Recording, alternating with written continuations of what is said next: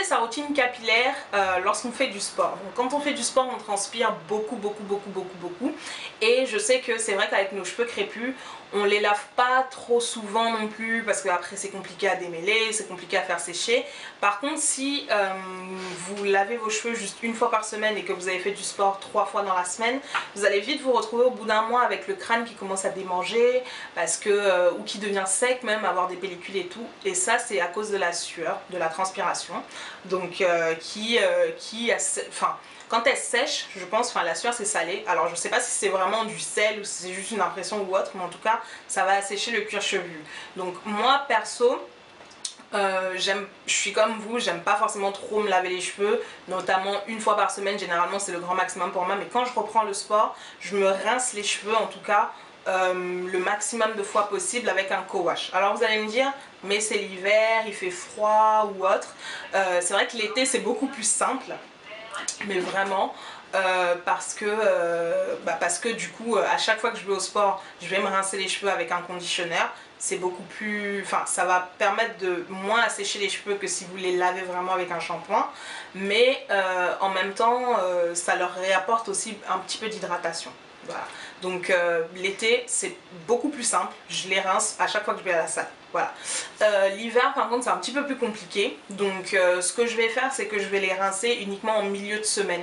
Donc on va dire généralement le mercredi, je vais les rincer au conditionneur, je vais bien frotter le cuir chevelu surtout, parce que c'est la partie qui transpire le plus. Hein. Les cheveux généralement quand je vais au sport j'essaie de les relever, donc j'ai toujours soit un chignon, soit des grosses tresses,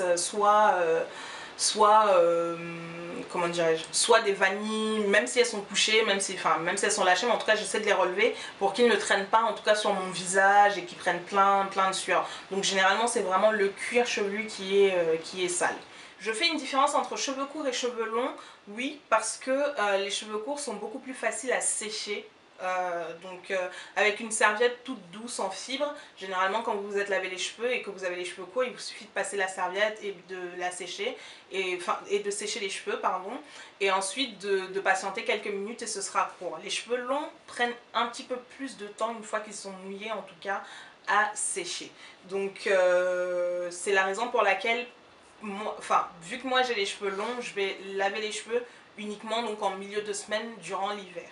Par contre l'été j'en profite vraiment à fond. Quand j'ai des tresses c'est beaucoup plus compliqué.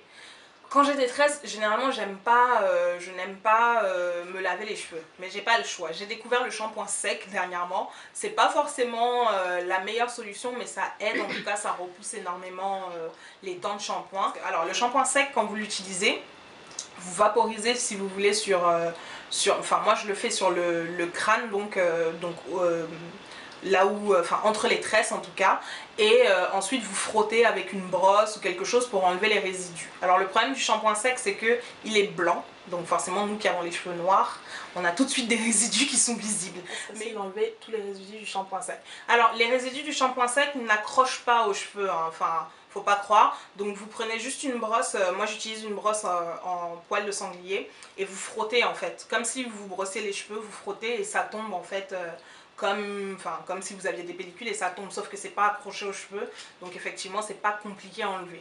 Par contre c'est vrai que si vous avez oublié un endroit ou que vous n'avez pas forcément un miroir pour regarder derrière, vous pouvez vous retrouver facilement avec des résidus en un endroit que vous avez pas forcément, vous voyez pas forcément. Après vous pouvez aussi tester les versions un petit peu plus naturelles, c'est-à-dire au moment quand vous avez des tresses, vous faites un petit vapeau avec de l'eau et du vinaigre de cidre et vous vaporisez juste entre les tresses, vous frottez bien, ça va décrasser un peu le tout et ensuite vous faites sécher.